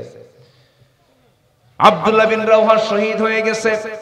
আমার নবীজি শহীদি পরিবারের ঘরের মধ্যে ঢুকে বলছেন, ও যায়েদের স্ত্রী, তোমার কলিজার টুকরা সন্তান ওসামা কোথায়? ওসামাকে আমার কোলে তুলে দাও। ওসামাকে কোলের মধ্যে নিয়ে আদর করে বলছে, ওসামা রে, তোর বাপ জান্নাতের পাখি হয়ে জান্নাতের মধ্যে উড়ে বেড়াতেছে। জাফর বিন আবু তালিবের ঘরের মধ্যে ঢুকলেন, ঢুকে বলছেন, ও জাফরের স্ত্রী কোথায় আছো? তোমার সন্তানগুলো কোথায়? সন্তানগুলোকে কোলের মধ্যে নিয়ে আদর করে বলছে, আমার জাফর দুনিয়া থেকে বিদায় হয়েছে তো কি হয়েছে? আমার জাফরের সন্তানগুলো সব আমার সন্তান, আমি এদেরকে দেখব। ওসামাটা আমার, আমি এদেরকে দেখব। আমার নবীজি তাদের জন্য কাঁদলেন, তাদের জন্য দোয়া করে বলেছেন, শোনো জাফরের স্ত্রী, মন খারাপ করো না। আমি আমার নবুয়তি চোখে দেখতে পেতেছি আমার জাফর জান্নাতের পাখি হয়ে জান্নাতের মধ্যে উড়ে বেড়াতেছে। কি ধন্য জীবন তাদের, কি পরিচ্ছন্ন জীবন তাদের, কি গঠনমূলক জীবন তাদের, কি প্রস্তুতিমূলক জীবন তাদের। আখিরাতের প্রস্তুতি তারা কেমন করে নিয়েছেন, কি সুন্দর প্রস্তুতি তাদের ছিল।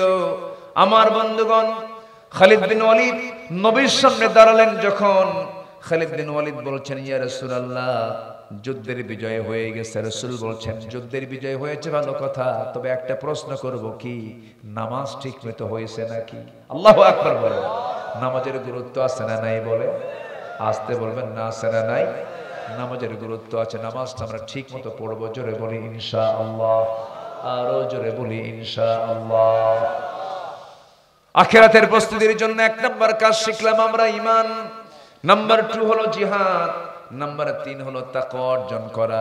ইত্তাকুল্লাহা ওয়া কুলু কাওলান সাদীদা। সূরাতুল আহজাব 70 নম্বর আয়াত। আল্লাহকে ভয় করো, সত্য কথা বলো, তোমার সমস্ত ভুল আমলগুলো আমার আল্লাহ সংশোধন করে তোমাকে জান্নাত দিয়ে দিবেন। ফাকাদ ফাযা ফাওজান আযীমা। নাম্বার 3 হলো ন্যায় প্রতিষ্ঠা করা, সদাচারী হওয়া। ইন্নাল্লাহা ইয়া'মুরু বিল আদলি ওয়াল ইহসান ওয়া ইতা'i যিল কুরবা ওয়া ইয়ানহা আনিল ফাহশাই ওয়াল মুনকারি ওয়াল বাগি। সূরা নাহল আয়াত নাম্বার 90। আল্লাহ রাব্বুল আলামিন এই আয়াতটা যে দিয়েছেন কোরআনে কারীমের সবচাইতে ব্যাপক বিস্তৃত অর্থ বহন করে আয়াতটা। এই আয়াতটা প্রত্যেকটা খুতবার মধ্যে আছে না নাই বলেন? আসতে বলবেন না, আছে না নাই? আদেশ 3টা, কয়টা আদেশ বলেন? নিষেধ 3টা। এই 3টা আদেশ 3টা নিষেধ মেনে চলে যদি ন্যায় প্রতিষ্ঠা করতে পারে, ওই বান্দার জন্য ইহকালীন কল্যাণ হবে, পরকালীন তার জন্য নাজাত নিশ্চিত হয়ে যাবে। কার কথা? আসতে বলবেন না, কার কথা?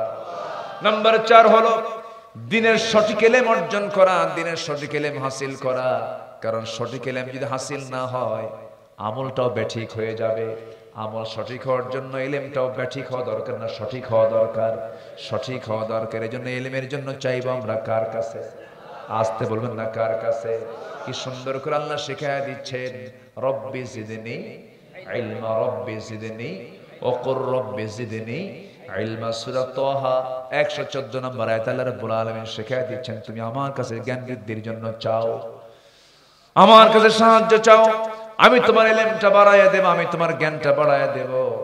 আমার বন্ধুগণ, নাম্বার 5 হলো অধিক সংখ্যক নেক আমল করা। আল্লাহ রাব্বুল আলামিন বলেন, ইন্নাল্লাযীনা আমানু ওয়া আমিলুস সালিহাতি কানাত লাহুম জান্নাতুন নাঈম। জোরে বলুন আল্লাহু আকবার।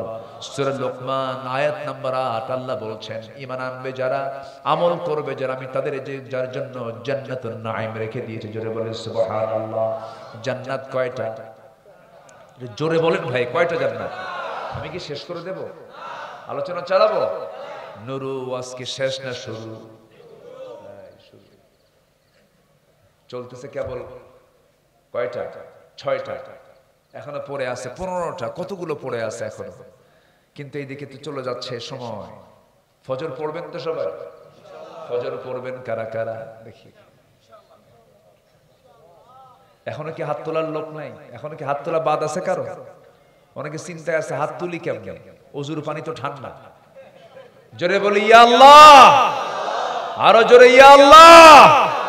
আমাদেরকে ফজর, যোহর, আসর, মাগরিব, ইশা 5 ওয়াক্ত সালাত আদায় করা তৌফিক তুমি আল্লাহ দিয়া দাও। জোরে বলে আমিন, আরো জোরে আমিন, আরো জোরে আমিন। হাত নামান। মায়েরা আছে তো নাকি? মা আছে? মাহফিলে মায়েরা আসছে? বলি আলহামদুলিল্লাহ। মারা কি নামাজ পড়ে? হ্যাঁ, ফাঁকিবাজি করে। তাদের তেমনি নামাজ কিছু মাফ আছে। মাফ হলো 5 দিন, 3 দিন, 7 দিন, নয় 10 দিন। সেই মাফ ঠেলে নিয়ে যায় 20 দিন। এটা মেয়েদের নেচার, এটা খুব খারাপ দিক। রোগ হিসাবে মাথায় নিতে হবে 3 থেকে 7 দিন, 10 দিন পর্যন্ত হতে পারে, কিন্তু এরপরে ইস্তেহাজা মনে করে নামাজ পড়তে হবে। নামাজের কোনো মাফ নাই। এলাকার মেয়েরা কি মার্কেটে যায়? যায়, যায়। আচ্ছা যায়। স্বামীর সাথে যায়? কে যায়? বয়ফ্রেন্ড? কে সাথে যায়? হ্যাঁ, ও সাথে ব্যাগ যায়। ও ওয়াজ কি শুধু আমি পারি? এই যে কি সুন্দর করে একটা শিখায় দিয়ে সাথে ব্যাগ যায়। মেয়েটাও বাচ্চাটাও নেয় না। বাচ্চা নিলে তো মানে মনে করবে যে বিবাহিত। বাচ্চাটা নেয় না। বাচ্চার বয়স 1.5 বছর। বউটাকে বলে, কি স্বামীটাকে ডাক দিয়ে বলে, বাচ্চাটা তুমি নাও, তুমি কিছুক্ষণ দেখো, তুমি দুধ খাও। বেকুব কিছু স্বামীও আছে এরকম। আছে না নাই বলেন তো? আছে না নাই? কেন তুমি বাচ্চা নিয়ে যাও মার্কেটে? কিনা দেখো খুব চাপাচাপি মার্কেটে, বাচ্চা তো চাপে মরেই যাবে। ও যে কোল বালুস হবে এটাও খেয়াল নেই, ও যে নিজে কোল বালিশ হবে এটার খেয়াল নেই, নিজের চিন্তা করে না, চলে গেল মার্কেটে ঢং ঢং করে। স্বামীর সামনে একটু আতর ব্যবহার করা লাগে, সুগন্ধি ব্যবহার করতে হয়। প্রত্যেক মানুষের গায়ে একটা দুর্গন্ধ আছে না নাই? আছে। সুগন্ধি ইউজ করতে হয় স্বামীর সামনে। স্বামীর সামনে কোনোদিন সুগন্ধি মানে না, সেন্ট মানে না। ছেঁড়া কাপড় পরে, সাজগোজ নাই, কিন্তু মার্কেটে যাওয়ার আগ দিয়ে 45 মিনিট ধরে সাজে। কয় মিনিট? 45 মিনিট, গোনা 45 মিনিট। মাথার চুল বাঁধে না, এটা হলো না, আরেক স্টাইল। চোখে দিল কাজল, কপালে দিল টিপ, গালে দিল হলো কি আটা ময়দা, আশকারা মাস্কারা, ঠোঁটে লিপস্টিক লাগায়া, 3 পিস পরে, তারপরে ভ্যানিটি একখান ব্যাগ নিয়ে আর পেন্সিল মার্কা জুতা নিয়ে, কি মার্কা? পেন্সিল মার্কা জুতা নিয়ে হাঁটতে লাগলো, রওনা দিল। এমন সেন্ট মারলো পার্শ্ববর্তী জেলায় ওই গন্ধ যায়, পার্শ্ববর্তী জেলায় গন্ধ চলে যায়। একদম বুঝায় দিল আমি একখান যাচ্ছি, দেখো তোমরা সবাই।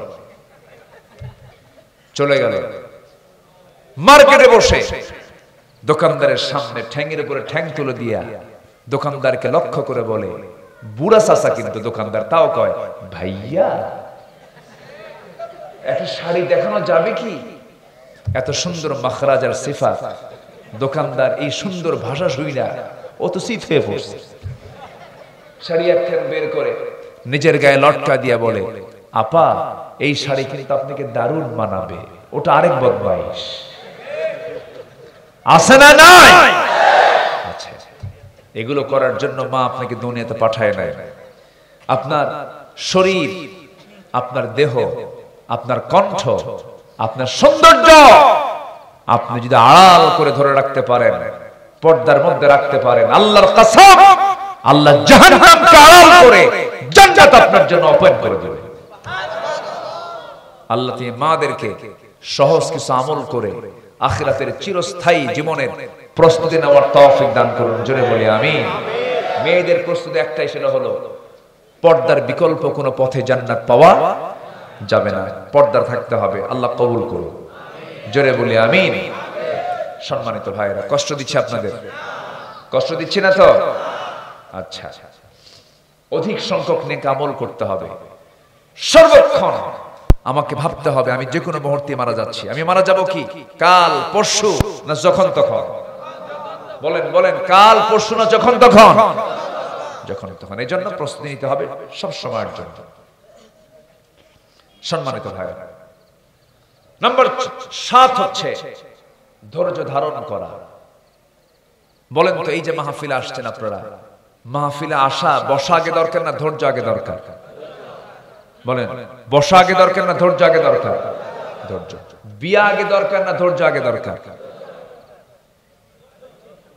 ওই যে বিয়া আগে দরকার, ওরে তো পেঁচ লাগে। বিয়ে শাদী কইরা এমন রাগের রাগ, দুবাই বসে আছে, বিদেশে গেছে চাকরি করার জন্য, ব্যবসা করার জন্য। দুবাই থেকে মোবাইলে ভিডিও কল দিয়া বউয়ের সঙ্গে কথা বলতে বলতে হট, ধৈর্য আর নাই, মারছে তালাক।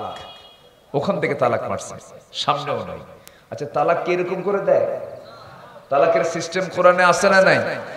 সূরা তালাক নামে একটা সূরাই আছে, সিস্টেম অনুযায়ী তালাক দাও। আর তালাক মাররাতান, তালাকের কত স্টেপ আছে, একটা স্টেপ, একটা পর্যায় দিতে হবে তালাক। তালাক সব অবস্থায় দেওয়া যাবে না, 3 তুহুরে দিতে হবে। সব কিছু নিয়ম ভঙ্গ, রাগ উঠছে, দুবাই থেকে তালাক মারছে। তালাক দিয়া পরের দিন কাম দেয়ার কয়, হুজুর কাম তো সারছে কি, বউরে তালাক দিছে। কতগুলো? হিসাব ছাড়া। কি ছাড়া? হিসাব ছাড়া, আনলিমিট। কতগুলো মারছে? হুজুর 100 খানেক হবে তালাক। তালাক দিয়া শেষ পর্যন্ত বলে, হুজুর উপায় টুপায় কি আছে হুজুর? রাগ করছিলাম তো, রাগের মাথায় কি তালাক হয়? দেখেন, ও আবার উল্টা ফতুয়া জিজ্ঞাসা করে। দেখেন, আচ্ছা তালাক কি কেউ মহব্বত করে দেয়? বউটাকে ডাক দিয়ে বলে, শোনা রাগ করিও না, তোমারে না তালাক দিলাম। এরকম করে হয়? তালাক কি মহব্বত দিয়ে হয়, রাগে ঘৃণায় হয়? রাগে ঘৃণায় তালাক আসে। দেখেন তাহলে বিয়ে আগে দরকার না ধৈর্য আগে দরকার? ধৈর্য আগে দরকার। ব্যবসা আগে দরকার না ধৈর্য আগে দরকার? নামাজ আগে দরকার না ধৈর্য আগে দরকার? কিছু মুসল্লি আছে খালি গা চুলকায় আর খালি নড়ে, খালি ছটফট করে। জুমার দিন ইমাম সাহেব জুমার খুতবা একটু 1:30 জায়গায় 1:40 গেলেই ঘড়ি দেখবে হলো খতিব, ঘড়ি দেখবে কে? খতিব। আর কিছু মুসল্লি আছে বারবার ঘড়ি দেখে আর বুঝেন নাই? খতিবকে বুঝায় আপনার তো কাম নাই আমার তো কাম আছে। মানে এত বড় বেকুব আছে না নাই? আছে না নাই? জুমার দিনে ঘড়ি দেখার দায়িত্ব মুসল্লির না খতিবের? খতিবের। খুতবা দেয় খতিব আর ঘড়ি দেখে মুসল্লি। এলে বেয়াদব এগুলো। আবার কিছু মুসল্লি আছে নামাজ শুরু হয়েছে, ইমাম সাহেব একটু সুন্দর করে তেলাওয়াত করতেছে, এশার নামাজ, লম্বা সূরা দিয়ে নামাজ পড়তে হয়, তো আসছে নামাজ পড়তে, লম্বা সূরার পছন্দ হচ্ছে না, লোকমা দিবে কেমনে, পিছন থেকে আওয়াজ দেয়, আছে কিনা বলেন? তাহলে বলেন তো, তাহলে ওর নামাজ আগে দরকার না ধৈর্য আগে দরকার? ধৈর্য। দাওয়াত আগে দরকার না ধৈর্য আগে দরকার? এক বেচারে গেছে দাওয়াত দিতে, ভাই নামাজ পড়ো, তোর থেকে নামাজ শিখতে হবে আমার। এর পাল্টা জবাব দিতে নিয়ে বলে আমি তোরে খারাপ কিছু করেছি, থাপ্পড়ায় সই করে দেবো। ওই দাওয়াত দিয়ে কাম হবে? ওই দাওয়াত দিয়ে কাম হবে? হবে না। দাওয়াত দিতে কি লাগে? আস্তে। দাওয়াত দিতে কি লাগে? ধৈর্য লাগে। আমার নবীজি দাওয়াত দিয়েছেন একবার না বারবার? একবার না বারবার? সবচেয়ে বেশি দাওয়াত পেয়েছে কোন ব্যক্তি? না, আবু তালেব কে রাসূল বেশি বলেন, শুধু ইঙ্গিত দিয়েছেন, কিন্তু বেশি দাওয়াত পাইছে কে জানেন? এই তো লাইনে আসছে। সবচেয়ে বেশি দাওয়াত পাইছে কে? আবু জেহেল। বহুবার রাসূল তাকে দাওয়াত দিয়েছেন, দোয়াও করেছেন, আল্লাহ দুই ওমরের যে কোনো একটা ওমরকে তুমি ইসলামের জন্য কবুল করে নাও। বারবার দাওয়াত দিয়েছেন। কি পরিমাণ ধৈর্যের পরিচয় তিনি দিয়েছেন। আবু জেহেল বলেছেন মুহাম্মদ এতবার বলতে হয় কেন? রাসূল বলেছেন আমার কাজই হলো দাওয়াতি কাজ করা। কোনদিন আসবেন আমার কাছে, রাতের বেলা গেছেন, দিনের বেলা গিয়েছেন। নূহ আলাইহিস সালাতু ওয়াস সালাম তিনি নিজে বলেছেন ইন্নী দাআউতু কওমি লাইলা ওয়া নাহারা। নূহ আলাইহিস সালাতু ওয়াস সালাম দিনেও দিয়েছেন দাওয়াত, রাতেও দিয়েছেন দাওয়াত। আমার নবীও 24 ঘন্টায় দাওয়াত দিয়েছেন। জোরে কোন সুবহানাল্লাহ। ধৈর্য দরকার। আল্লাহ রাব্বুল আলামিনের জন্য বলেছেন ধৈর্যশীল হও, আমি ধৈর্যশীলদের সাথে আছি। আল্লাহ রাব্বুল আলামিন বলেন ইয়া আইয়ুহাল্লাযীনা আমানুস্তাঈনু বিস-সাবরি ওয়াস-সালাহ। আমার সঙ্গে ঠোঁট মিলা আওয়াজ দিয়ে বলুন ইন্নাল্লাহা মা'আস-সাবিরিন। আল্লাহু আকবার। ধৈর্যশীল হব আমরা। একজন নবীর গায়ে পোকা লেগেছিল কত বছর?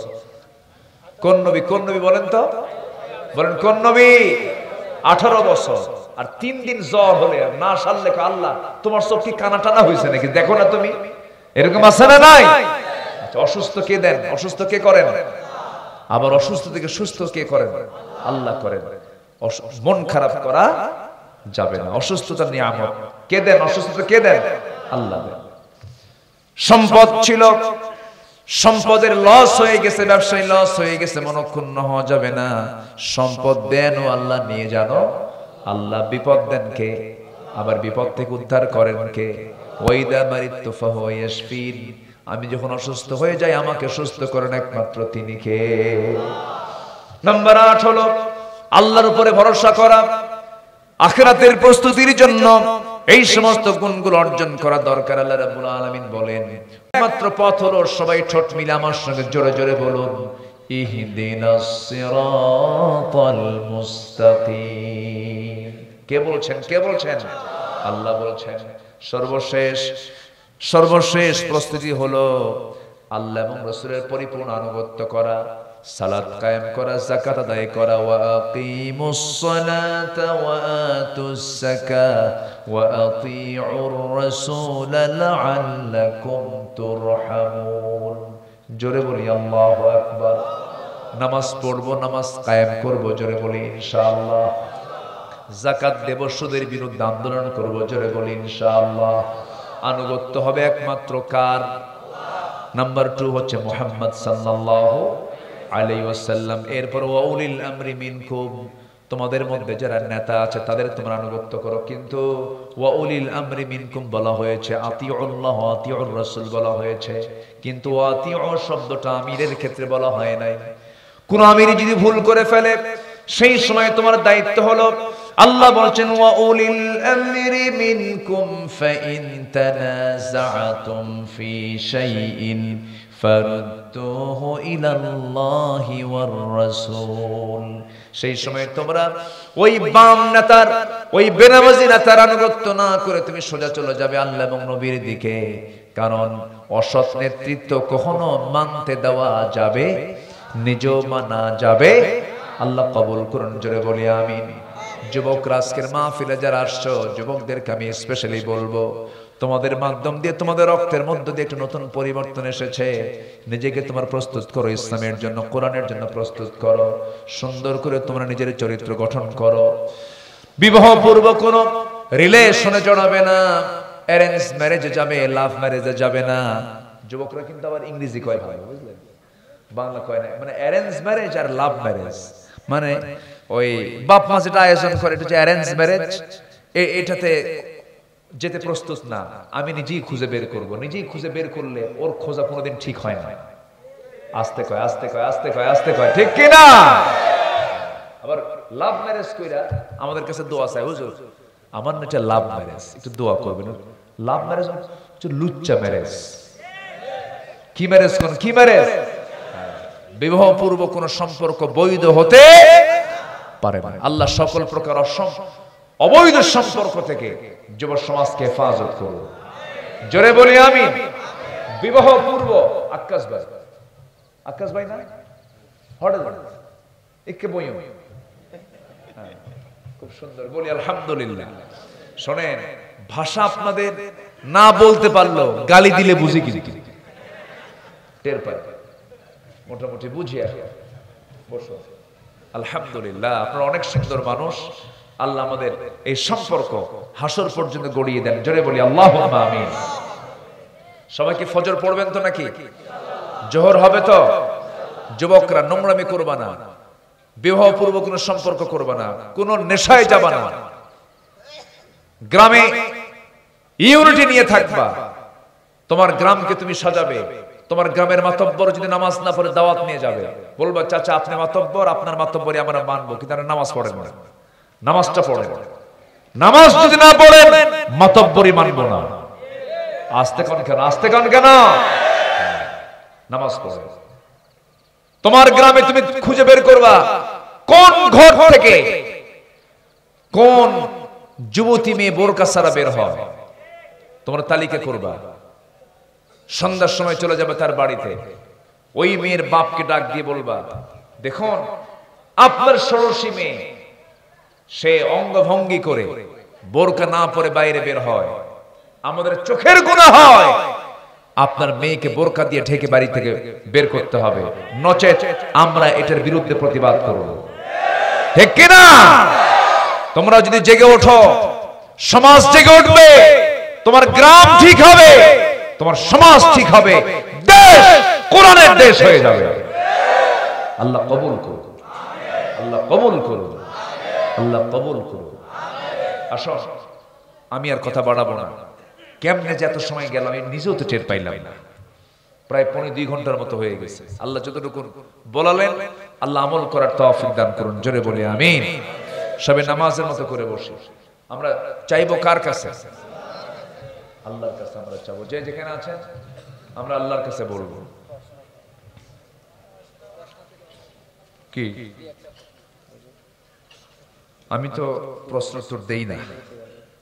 আমাদের প্রশ্ন উত্তর দেওয়ার সবচেয়ে বড় কি জানেন? ফিতনা সৃষ্টি করার জন্য। বোঝে ঠিকই, হুজুরটা কোন গ্রুপ একটু দেখি তো,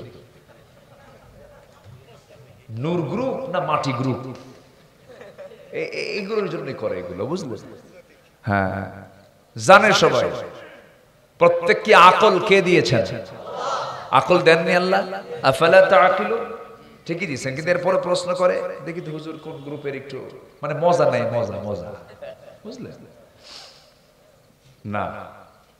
আমরা সকল ভেদাভেদ ভুলে যাব, আমাদের লক্ষ্য একটাই হবে, আমরা সুন্দর দেশ গড়তে চাই, বাবার আইন দিয়েও নয়, স্বামীর আইন দিয়েও নয়, কোরআনের আইন দিয়ে।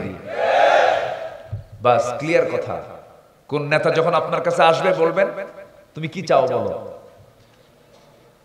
যদি বলে আমি অমক আদর্শ কায়েম করতে চাই, জাতীয়তাবাদী চেতনা নিয়ে এসেছি, এই চেতনা নিয়ে আসছি, সেকুলার নিয়ে আসছি, ওগুলো বাদ দে, বাবার কাহিনী বাদ দে, ইসলাম নিয়ে আয়, নচেত জুতা পেটা করে, ঠিক কিনা?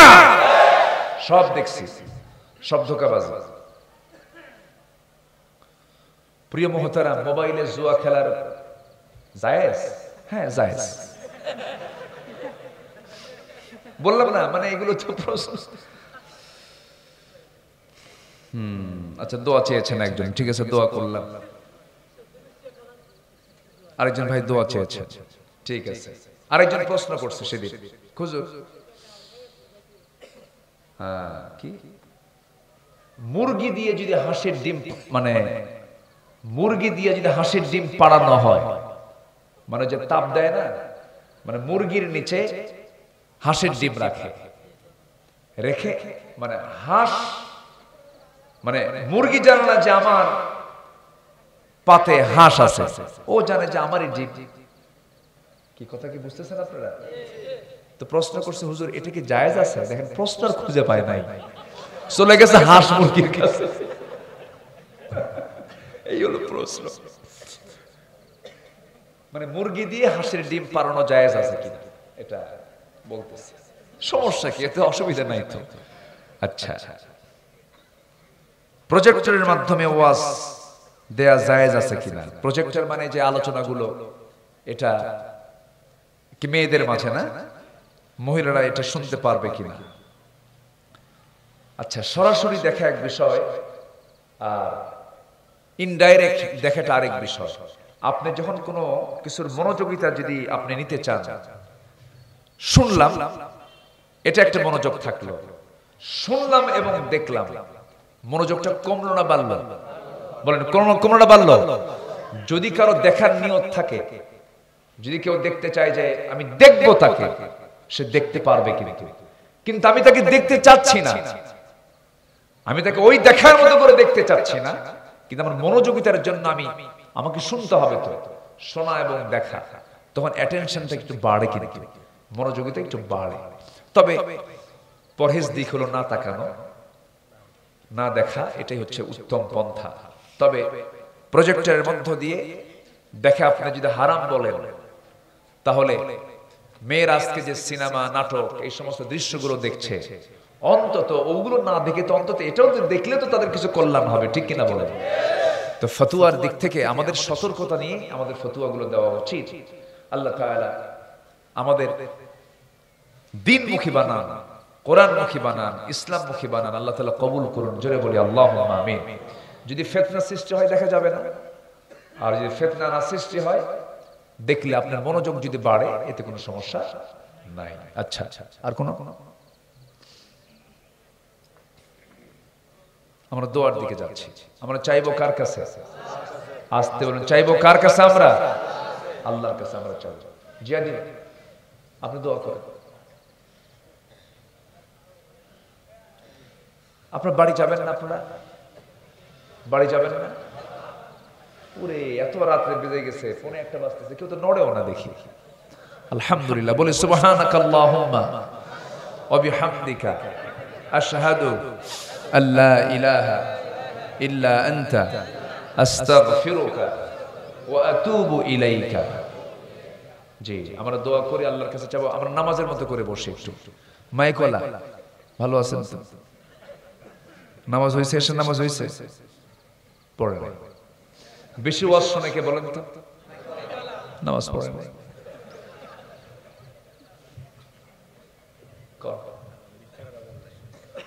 তো যাই হোক, সত্য কথা বলছে, নামাজ হবে তো? হ্যাঁ, নামাজ বাদ দিবেন না তো? আপনার মাইকও তাহলে ভালো হয়ে যাবে, সমস্যা নেই। নামাজ পড়েন না, আপনার মাইক ভালো হয় না, এটা কার? এই মাইক ওনার, আর এই মাইক হ্যাঁ একই তো। ও, তার দুটো দুই জায়গায় কেন? হ্যাঁ, ও আচ্ছা, এই জন্য এই সমস্যাটা হয়েছে। মাইকটা ভালোই ছিল, দূরে বাইরের আওয়াজটা ভালোই ছিল, কিন্তু এখানে ভিতরে কেমন যেন একটা ফ্রেশ ছিল না। তো যাই হোক, ভালো। বাচ্চা কাচ্চা আছে তো? না, বিয়ে করেন না কি? সম্পর্ক আছে? ঠিক আছে, আসুন আমরা দোয়া করি, আমরা আল্লাহর কাছে চাই যুবকরা সঙ্গীত শুনবেন, আগ্রহ আছে? সে কোন বন্ধু বলো বেশি বিশ্বস্ত, সে কোন বন্ধু বলো বেশি বিশ্বস্ত, কার কাছে মন খুলে দেয়া যায়, কার কাছে সব কথা বলা যায়, হওয়া যায় বেশি আশ্বস্ত, তার নাম আহমদ, বড় বিশ্বস্ত। ঠিক কি না? মুহাম্মদ সাল্লাল্লাহু, যে জন কখনো ব্যথা দিতে জানে না, যে জন কেবলি মুছে দেয় বেদনা। নবী কাউকে ব্যথা দিয়েছেন? যে জন কখনো ব্যথা দিতে জানে না, যে জন কেবলি মুছে দেয় বেদনা, হৃদয়ের হাহাকার আপন করে নিতে আর কারব এত প্রশস্ত, কারব এত প্রশস্ত, তার নাম আহমদ, বড় বিশ্বস্ত। সে কোন বন্ধু বলো বেশি বিশ্বস্ত, সে কোন বন্ধু বলো বেশি বিশ্বস্ত। কেউ তোমার হাবা বললেন না, কিছুই বললেন না?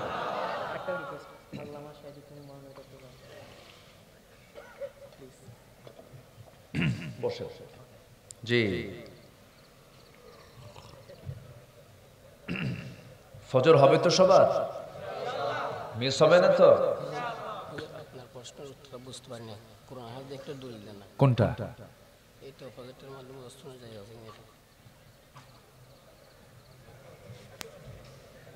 আসেন আমরা দোয়া করি। আমরা চাইবো কার কাছে বলেন তো? আল্লাহর কাছে আমরা চাবো, আল্লাহ তাআলা আমাদের যেন সবার নেক মাকসুদকে কবুল করেন। জোরে বলি আমিন। জি, আচ্ছা, মাথার টুপি আগে দরকার না লুঙ্গি আগে দরকার বলেন তো? যদি লুঙ্গি খুলে টুপি পড়ে কাম হবে? আসেন আমরা ফরজের দিকে আগে তাকাই। জি, আল্লাহ বোঝার তৌফিক দান করুন।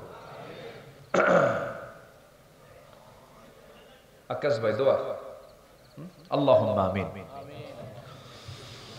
ربنا ظلمنا أنفسنا وإن لم تغفر لنا وترحمنا لنكونن من الخاسرين ربنا لا تزغ قلوبنا بعد إذ هديتنا وهب لنا من لدنك رحمة إنك أنت الوهاب গভীর রাত, নিঝুম রাত, ঝিমানো রাত্রিতে চাঁদের মতো হাজারো মুসলমান নরনারী নিয়ে তোমার কালামের দু তিনটা আয়াতকে সামনে রেখে প্রিপারেশন অফ আখিরাহ, আখিরাতের প্রস্তুতি শীর্ষক কিছু আলোচনা করেছি। তোমার শাহী দরবারে কাঙ্গাল ভিখারির মতো দুটো হাত পেতেছি আল্লাহ। গুনার দিকে নজর দিও না। বান্দা মনে করে तमाम জিন্দেগীর সমস্ত গুনাহগুলোকে maaf করে দাও। জনম দুঃখিনী মা, জনম দুঃখী বাপ জান যারা চলে গেছেন, জিন্দেগীর গুনাহগুলো maaf করো, কবরগুলোকে জান্নাতের টুকরা বানায়া দাও। আব্বা আম্মার জন্য দোয়া শিখিয়ে দিয়েছ, সবাই দোয়া, সবাই আব্বা আম্মার জন্য দিল থেকে সবাই আমার সঙ্গে ঠোঁট মিলিয়ে বলুন, রব্বিরহামহুমা কামা রব্বায়ানি সগীরা, রব্বিরহামহুমা কামা রব্বায়ানি সগীরা, রব্বিরহামহুমা কামা রব্বায়ানি সগীরা।